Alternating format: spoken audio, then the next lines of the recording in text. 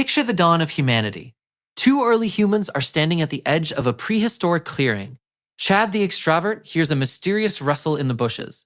His brain gets a massive hit of dopamine. He screams, "New friend," at the top of his lungs, and he sprints headfirst into the foliage. He is immediately eaten by a 1,200-pound, short-faced bear. Meanwhile, Ian the introvert is standing 30 yards back.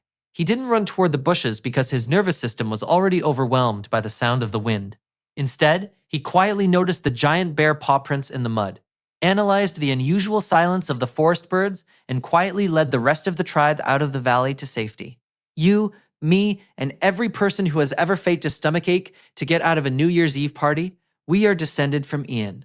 But if you look at the standard rules of evolution, Ian shouldn't exist. Evolution is supposed to be a ruthless, winner-take-all blood sport. The loudest, boldest, most socially aggressive individuals get the mates, the resources, and the glory.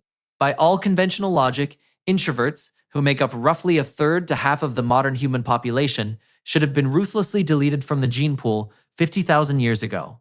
We get exhausted by casual small talk. Our idea of a wild Friday night is reading a Wikipedia article about maritime disasters, and we treat an unexpected doorbell like an active SWAT raid. Why would natural selection spend 600 million years preserving a massive population of anxious homebodies? I went down a massive scientific rabbit hole to find out, and the answer completely broke my brain. First, we have to clear up a massive misconception. Being an introvert isn't just about being shy, and it is definitely not just a mood you decide to adopt because you watch too much anime. It is a hardwired, biological operating system. Back in 1964, a British scientist named D.W.J. Corcoran figured out that you can literally identify an introvert using nothing but a cotton swab and a drop of lemon juice.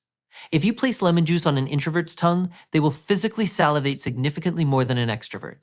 Why? Because our central nervous systems are already cranked up to 11 at baseline.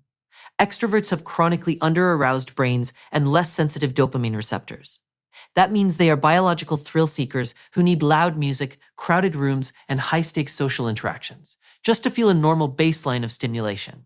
They are essentially golden retrievers, running on espresso.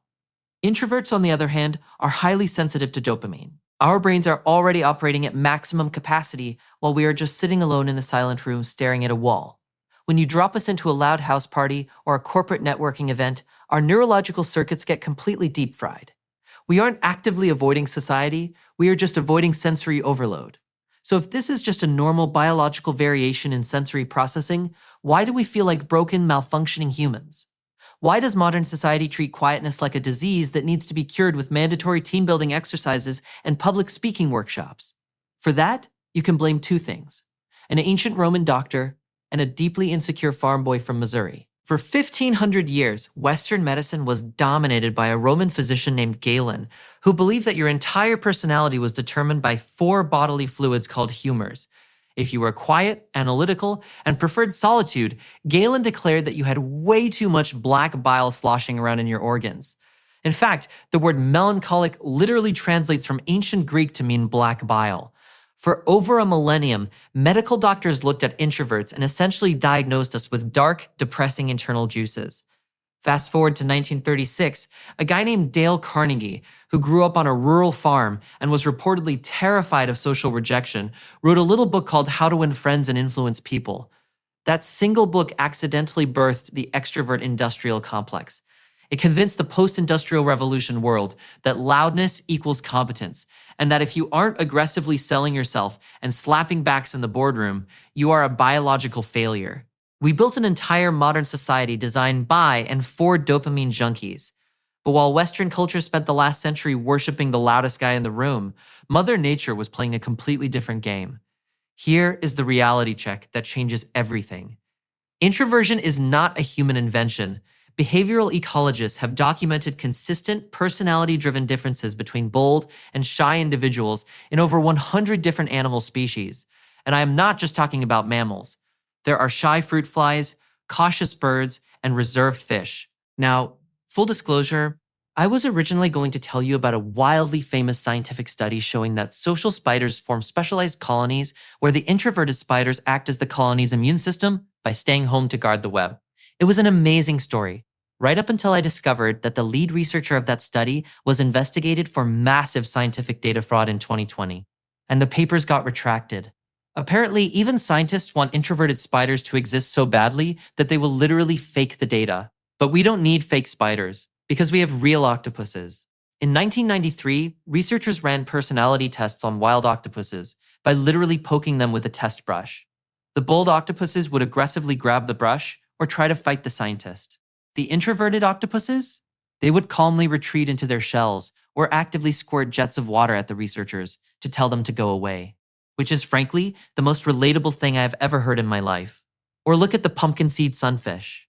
When biologists dropped traps into a pond, the bold adventurous sunfish swaggered right into the nets and got captured, while the shy introverted sunfish lurked in the weeds and stayed alive. In the animal kingdom, social anxiety is literally an anti-getting-eaten superpower.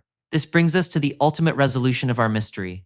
If being cautious is such a superpower, why didn't evolution just make everyone a quiet, water-squirting octopus? Why do extroverts exist at all? The answer is a brilliant evolutionary concept called balancing selection and life history trade-offs, pioneered by an evolutionary psychologist named Daniel Nettle. You see, evolution doesn't have a single winning personality, because every psychological trait is a gambling strategy with strict costs and benefits. Extroversion is essentially a high-interest payday loan. The scientific data shows that extroverts do, in fact, secure more mating opportunities and create more social connections. But Nettle's research also revealed the dark side of the extrovert cheat code. They suffer significantly higher rates of hospitalization from physical accidents. They get sick more often, and in the wild, they get eaten by predators at a vastly higher rate. They live fast, love hard, and die young. Introverts are the boring, diversified index fund of the human species. We might not be initiating 30 conversations at a tribal bonfire, but we also aren't trying to pet venomous snakes or jumping across jagged ravines to impress a mate. When times are good and resources are plentiful, the bold explorers thrive and expand the territory. But environments are never stable. When a famine hits, when a disease outbreak sweeps through a population, or when a new predator moves into the valley, the loud, impulsive risk-takers get wiped out.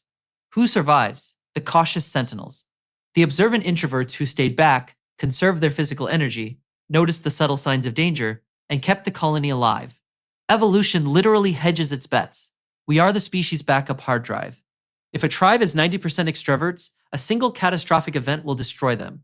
In fact, evolutionary biologists have discovered that island populations where resources are strictly limited and jumping off a cliff means drowning in the ocean actually genetically evolve lower levels of extroversion over just 20 generations. Nature actively tunes the volume down when survival requires caution.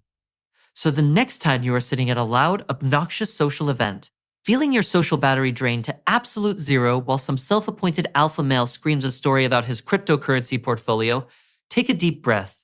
You are not defective. You do not have too much black bile in your spleen, and you do not need to come out of your shell. Shells are where the survivors live. You are the biological insurance policy that kept our species from going extinct every time the loudmouths charged headfirst into a disaster. You are the observer, the strategist, and the survivor. And speaking of ancient biological survival traits that feel like massive inconveniences in the modern world, have you ever wondered why human beings are the only primates on Earth that cry emotional tears? And how that embarrassing, messy trait might have actually helped us conquer the planet? Trust me, the science on that is even weirder than the lemon juice drool test, and we are diving into it next.